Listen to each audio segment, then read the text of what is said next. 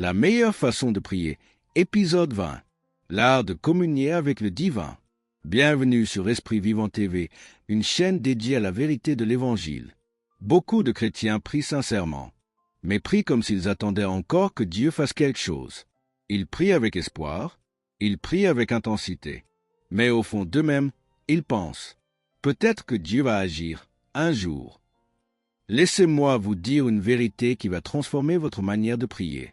Dieu n'est pas en retard. Il n'est pas hésitant. Il a déjà pourvu. La Bible déclare dans 2 Pierre, verset 3, « Sa divine puissance nous a donné tout ce qui contribue à la vie et à la piété. » Remarquez bien, nous a donné, pas nous donnera, pas si nous prions assez. Nous a donné.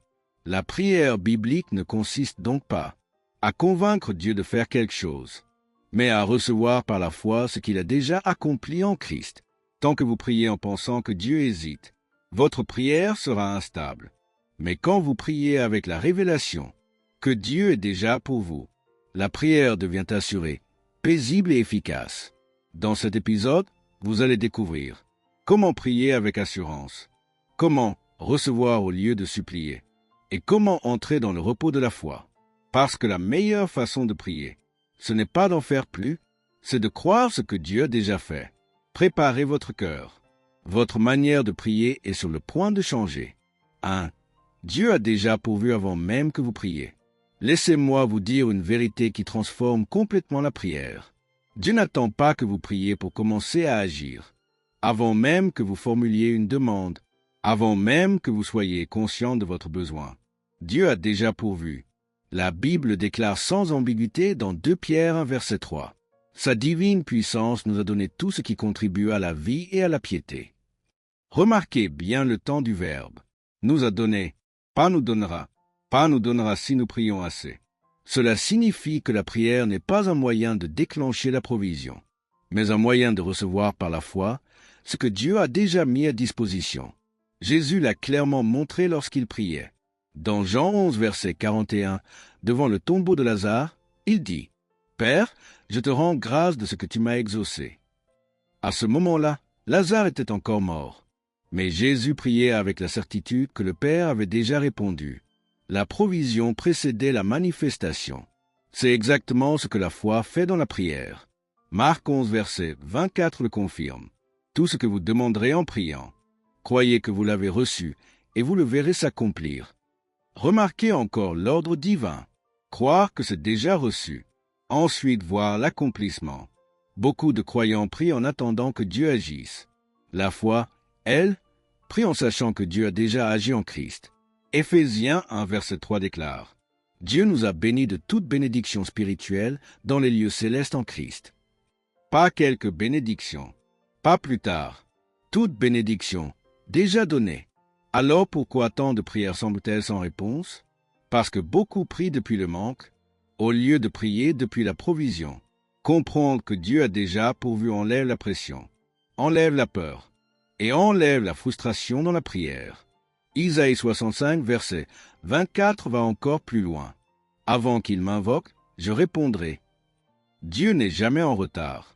Il est toujours en avance. Vérité clé. La prière ne change pas Dieu. Elle change notre cœur pour recevoir ce que Dieu a déjà donné. Quand vous priez avec cette révélation, vous cessez de supplier. Vous commencez à remercier. Vous priez avec assurance et repos. Hébreux 4, verset 3 nous rappelle « Nous qui avons cru, nous entrons dans le repos. » La meilleure façon de prier, c'est de prier en croyant que Dieu a déjà pourvu, et de laisser la foi manifester ce qui est déjà établi dans le ciel. L'une des plus grandes révélations dans la prière est de comprendre ceci. Dieu n'est pas en train d'improviser des réponses à vos prières. 2 Pierre 1, verset 3 déclare « Sa divine puissance nous a donné tout ce qui contribue à la vie et à la piété. » Remarquez, nous a donné, pas nous donnera. La prière ne sert pas à convaincre Dieu de pourvoir. Elle sert à recevoir par la foi ce qui est déjà disponible. 2. La prière de foi reçoit. Elle ne mendie pas. Laissez-moi dire ceci sans détour. La prière de foi n'est jamais une prière de mendiant. Beaucoup de croyants prient avec sincérité, mais ils prient comme s'ils essayaient de convaincre Dieu, comme s'ils devaient attirer son attention ou mériter sa faveur. Mais la Bible ne nous appelle pas des mendiants. Elle nous appelle des fils.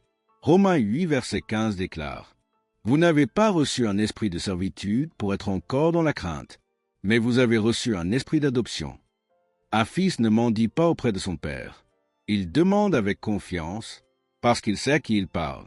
La prière de foi repose sur une révélation claire. Dieu est déjà disposé à donner. Jacques 1, verset 17 nous dit: « Tout don excellent et tout don parfait descend d'en haut. » Dieu n'est pas avare. Il n'est pas hésitant. Il n'est pas difficile à convaincre. La prière de foi consiste donc à recevoir, et non à supplier. Marc 11, verset 24 est sans ambiguïté. Tout ce que vous demanderez en priant, croyez que vous l'avez reçu, et vous le verrez s'accomplir. Remarquez encore une fois l'ordre. Croire que c'est reçu avant de le voir. Un mendiant espère recevoir. La foi, elle, reçoit. Quand vous mendiez dans la prière, vous révélez inconsciemment que vous doutez de la volonté de Dieu. Mais 1 Jean 5, verset 14 affirme: « Nous avons auprès de lui cette assurance. Si nous demandons quelque chose selon sa volonté, il nous écoute. » Et la volonté de Dieu est clairement révélée dans sa parole. Quand Jésus priait, il ne suppliait jamais le Père. Il parlait avec assurance, parce qu'il connaissait le cœur du Père. Jean 11, verset 42. « Je savais que tu m'exauces toujours. » La prière de foi n'essaie pas d'obtenir ce que Dieu hésite à donner. Elle reçoit ce que Dieu a déjà promis. Quand vous priez par la foi, vous parlez avec assurance. Vous remerciez avant de voir. Vous demeurez ferme même quand les circonstances tardent. Hébreux 4, verset 16 nous rappelle: « Approchons-nous donc avec assurance du trône de la grâce. » Pas avec peur, pas avec mendicité, mais avec assurance. La meilleure façon de prier, c'est de prier comme un fils, qui sait que son Père est bon, fidèle, et toujours disposé à donner. Beaucoup prient comme des mendiants spirituels, mais la Bible nous appelle des fils. Marc 11, verset 24 dit: « Tout ce que vous demandez en priant, croyez que vous l'avez reçu. » La prière de foi ne supplie pas, elle reçoit avec assurance, parce qu'elle se base sur la promesse de Dieu, pas sur les circonstances. 3. Parler selon la parole libère la puissance de Dieu. Laissez-moi établir une vérité essentielle. Dieu ne répond pas à nos émotions, il agit selon sa parole. Beaucoup de croyants prient sincèrement, mais ils parlent davantage de leurs problèmes qu'ils ne parlent selon la parole de Dieu. Et tant que vos paroles sont alignées sur les circonstances, la foi ne peut pas s'exprimer pleinement. La Bible est très claire à ce sujet. Jérémie 1, verset 12 déclare: « Je veille sur ma parole pour l'exécuter. » Remarquez bien, Dieu veille sur sa parole, pas sur nos plaintes, pas sur nos peurs, pas sur nos raisonnements humains. Quand vous priez selon la parole, vous donnez à Dieu quelque chose, sur quoi il s'est engagé à agir. Romains 10, verset 17 affirme: « La foi vient de ce qu'on entend, et ce qu'on entend vient de la parole de Christ. » Si vos paroles ne sont pas nourries par la parole, votre foi s'affaiblit. Mais quand vous commencez à parler la parole, la foi se fortifie, et la puissance de Dieu se manifeste. Jésus est l'exemple parfait. Face à la tentation, il n'a jamais argumenté avec le diable. Il a déclaré. Il est écrit, Matthieu 4, verset 4. Il n'a pas parlé selon ce qu'il ressentait, il a parlé selon ce que Dieu avait déjà dit. La prière efficace consiste donc à aligner votre bouche avec le ciel.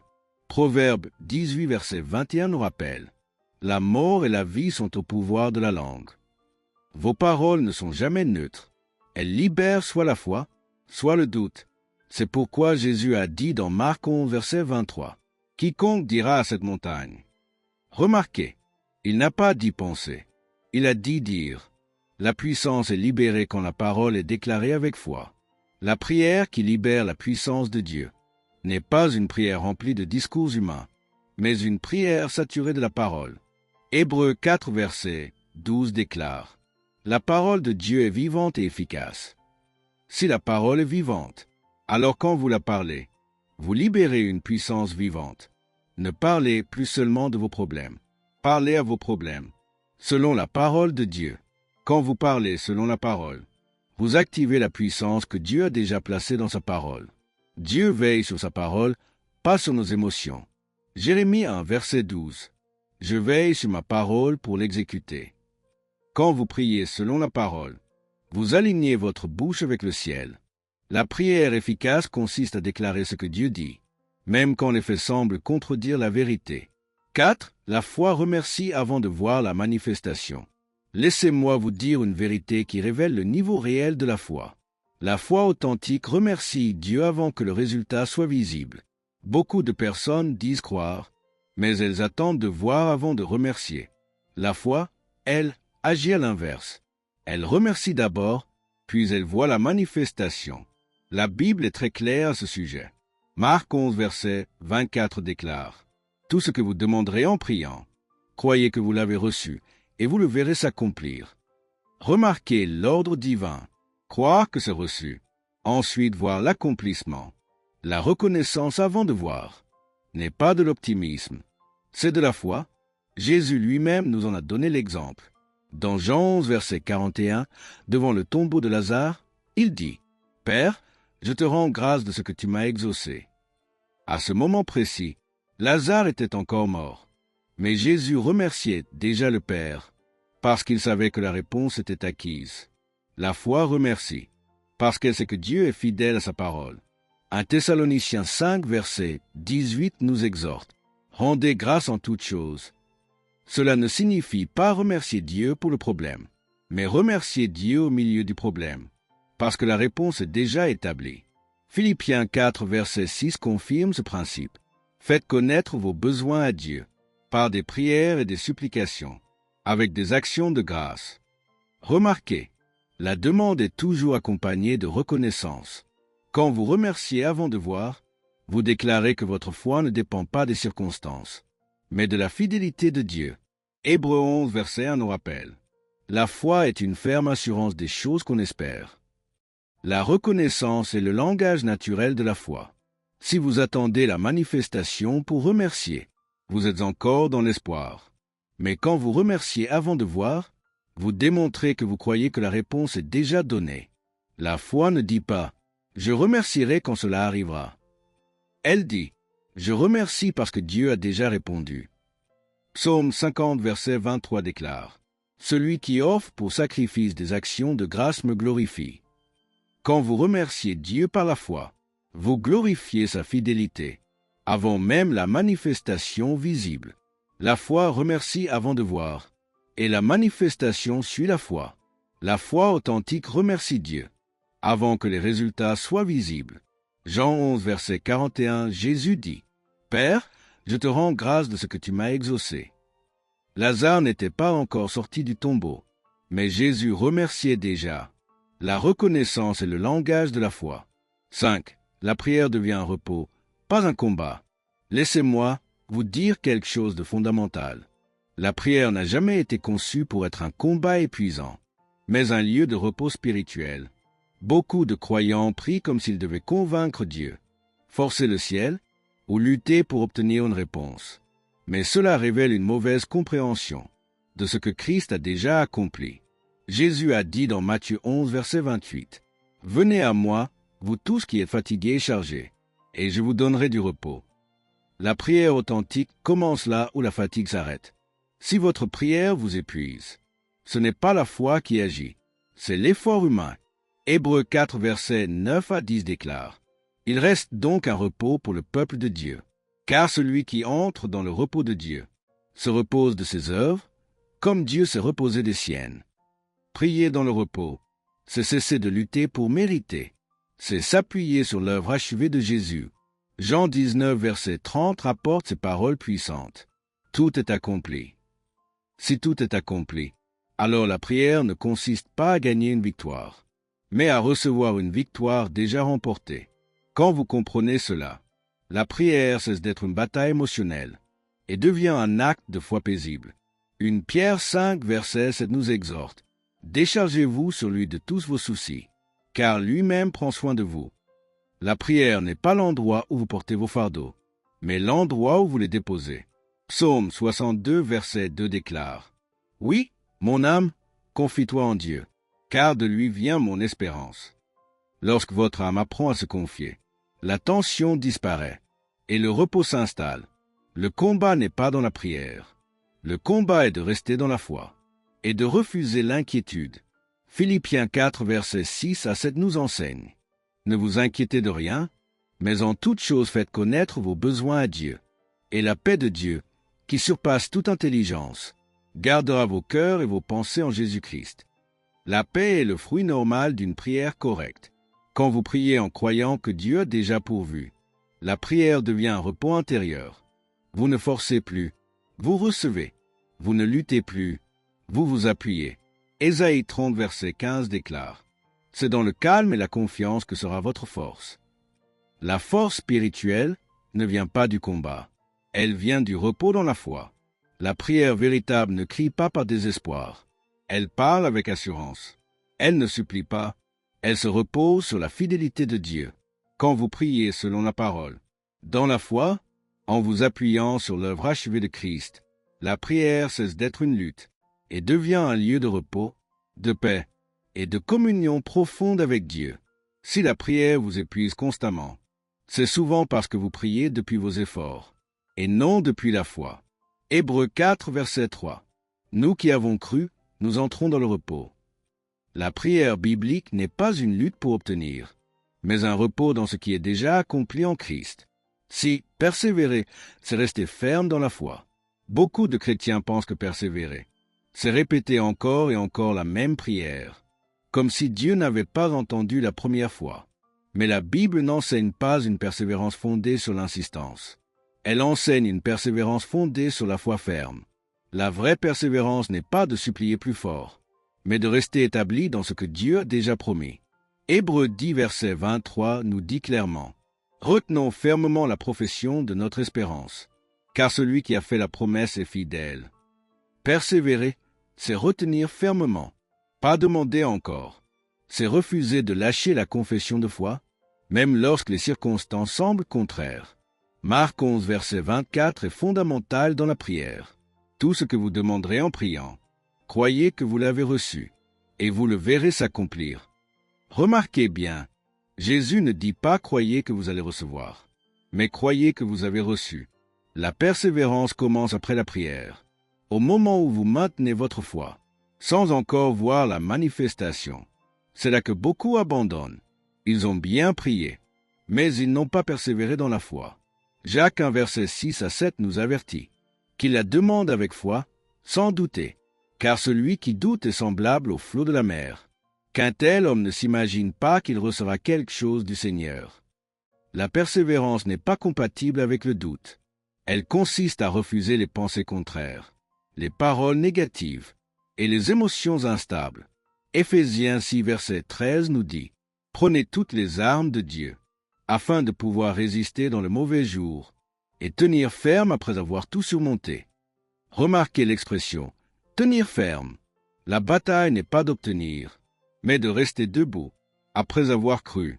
2 Corinthiens 5, verset 7 déclare « Car nous marchons par la foi et non par la vue. » La foi ne se base pas sur ce que vous voyez, mais sur ce que Dieu a dit. Persévérer, c'est continuer à croire, quand rien ne semble changer. Galates 6, verset 9 nous encourage. Ne nous lassons pas de faire le bien, car nous moissonnerons au temps convenable si nous ne relâchons pas. Relâcher quoi? La foi, la confession, la confiance. Persévérer, c'est rester aligné avec la parole, jusqu'à ce que ce qui est déjà acquis spirituellement se manifeste naturellement. Hébreux 6, verset 12 résume parfaitement cela. Imitez ceux qui, par la foi et la persévérance, héritent des promesses. La promesse est héritée par la foi et la persévérance, pas par la répétition anxieuse. La persévérance biblique n'est pas un combat émotionnel, c'est une position spirituelle. Vous avez cru, vous avez prié. Maintenant, tenez ferme, ne lâchez pas la parole, ne changez pas votre confession. Ne permettez pas aux circonstances de redéfinir ce que Dieu a déjà déclaré. Persévérer, c'est rester ferme dans la foi, jusqu'à la manifestation. La persévérance biblique ne consiste pas à répéter la même demande dans le doute. Hébreux 10, verset 23. Retenons fermement la profession de notre espérance. Persévérer, c'est continuer à croire, parler et remercier, même quand rien ne semble changer. 7. La prière efficace est enracinée dans l'identité en Christ. Laissez-moi vous dire une vérité essentielle. Vous ne pouvez jamais prier au-delà de ce que vous croyez être. Si vous vous voyez comme un pécheur misérable essayant d'atteindre Dieu, votre prière sera faible, hésitante et pleine de doutes. Mais si vous comprenez qui vous êtes en Christ, votre prière devient ferme, paisible et efficace. La prière efficace ne commence pas par un besoin. Elle commence par une identité révélée. 2 Corinthiens 5, verset 17 déclare « Si quelqu'un est en Christ, il est une nouvelle créature. Les choses anciennes sont passées. Voici, toutes choses sont devenues nouvelles. » Vous ne priez pas en tant qu'ancienne créature. Vous priez en tant qu'être nouveau, recréé en Christ.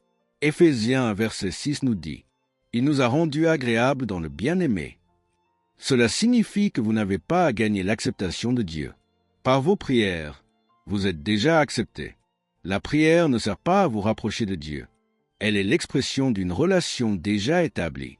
Romains 8, verset 1 affirme « Il n'y a donc maintenant aucune condamnation pour ceux qui sont en Jésus-Christ. » La condamnation affaiblit la prière.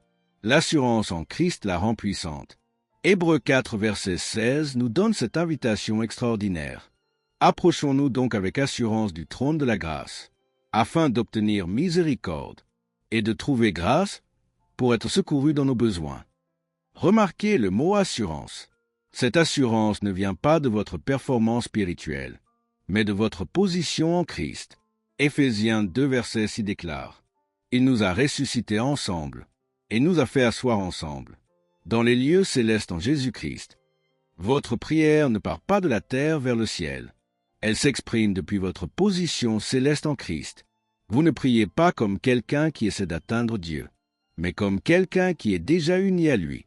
Jean 15, verset 7 nous révèle le secret de la prière efficace. « Si vous demeurez en moi et que mes paroles demeurent en vous, demandez ce que vous voudrez, et cela vous sera accordé. » Demeurer en Christ, c'est demeurer dans votre identité. C'est savoir que vous êtes juste, aimé, accepté et pleinement qualifié par grâce. Colossiens 2, verset 10 affirme « Vous avez tout pleinement en lui. » Vous ne priez pas pour devenir complet. Vous priez parce que vous êtes complet en Christ. Quand votre identité est claire, votre prière est simple. Vous ne mendiez pas. Vous ne doutez pas, vous recevez. 1 Jean 5, versets 14 à 15 conclut avec force.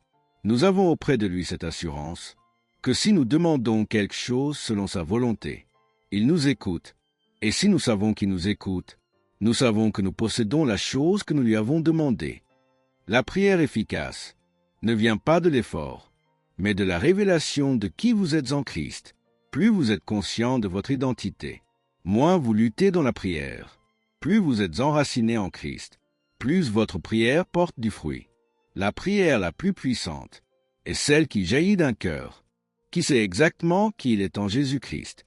Votre autorité dans la prière dépend de votre compréhension de votre position en Christ. Éphésiens 2, verset 6 déclare « Il nous a fait asseoir ensemble dans les lieux célestes en Christ. » Vous ne priez pas depuis la défaite, vous priez depuis la victoire. Cela change totalement votre ton, votre foi et votre assurance. Oui, la prière devient une communion constante, pas un moment isolé. Laissez-moi vous dire quelque chose d'essentiel. La prière n'a jamais été conçue comme un événement ponctuel dans votre journée. Beaucoup de croyants pensent que la prière est juste un moment de quelques minutes le matin ou le soir, mais la Bible nous montre que la prière est destinée à devenir une communion constante avec Dieu. 1 Thessaloniciens 5, verset 17 nous exhorte « Priez sans cesse ». Cela ne signifie pas passer chaque seconde à répéter des mots, mais vivre dans une conscience continue de la présence de Dieu. La prière devient alors un dialogue vivant, une relation, et non une obligation religieuse. Luc 18, verset 1 déclare « Jésus leur dit une parabole pour montrer qu'il faut toujours prier et ne pas se décourager. La prière n'est pas seulement une demande, c'est une connexion quotidienne avec votre Père. C'est parler, écouter, remercier, louer, à tout moment. Jean 15, versets 4 à 5 nous donne la clé. « Demeurez en moi, et je demeurerai en vous. Comme le sarment ne peut porter de fruits de lui-même s'il ne demeure sur la vigne. Ainsi vous ne pouvez non plus, si vous ne demeurez en moi. » Demeurer en Christ, c'est rester en communion constante, et la prière devient naturelle. Elle n'est plus un effort, mais une respiration spirituelle. Philippiens 4, versets 6 à 7 ajoute: Ne vous inquiétez de rien, mais en toute chose faites connaître vos besoins à Dieu par des prières et des supplications, avec des actions de grâce. Et la paix de Dieu gardera vos cœurs et vos pensées en Jésus-Christ. Remarquez l'ordre. La prière avec reconnaissance mène à la paix. Et cette paix se maintient quand votre esprit reste connecté à Dieu. Pas seulement pendant un moment limité. La prière constante transforme votre vie. Elle vous garde aligné avec la parole, vous protège de l'inquiétude et fait couler la vie abondante dans vos pensées, paroles et actions. Hébreux 13, verset 15 confirme cette réalité. Par lui, offrons sans cesse à Dieu un sacrifice de louange, c'est-à-dire le fruit de lèvres qui confesse son nom. Le fruit de la prière continue, c'est une vie qui louange et glorifie Dieu en permanence, pas seulement quand vous êtes dans le besoin. La prière n'est pas une case à cocher. Elle devient une communion permanente. C'est une relation vivante avec Dieu, où votre cœur, votre esprit et vos lèvres sont en constante connexion avec lui. Quand vous vivez ainsi, votre prière devient naturelle, puissante et inarrêtable. Elle n'est plus un moment isolé, mais un flux continu de vie spirituelle. Dieu n'a jamais voulu que la prière soit limitée à des moments précis. À Thessaloniciens 5, verset 17, « Priez sans cesse ». Cela signifie vivre dans une conscience permanente de Dieu, où la prière devient un dialogue naturel, une relation vivante et non une obligation religieuse. La meilleure façon de prier, c'est de croire que Dieu a déjà donné, de parler selon sa parole et de recevoir avec foi et reconnaissance. Aujourd'hui, une vérité fondamentale a été clairement établie. La prière efficace ne commence pas par ce que vous demandez, mais par ce que Dieu a déjà donné. Tant que vous priez en espérant que Dieu agisse, vous prierez sans assurance. Mais lorsque vous priez avec la révélation que tout a déjà été pourvu en Christ, la prière devient un acte de foi calme et confiant. La parole de Dieu nous rappelle dans Marc 11, verset 24, « Tout ce que vous demanderez en priant, croyez que vous l'avez reçu, et vous le verrez s'accomplir. » Remarquez l'ordre. Croire d'abord, voir ensuite. La meilleure façon de prier n'est donc pas de supplier, mais de recevoir. Vous n'avez plus besoin de lutter, de forcer ou de convaincre Dieu. Jésus a déjà déclaré « Tout est accompli » Jean 19, verset 30.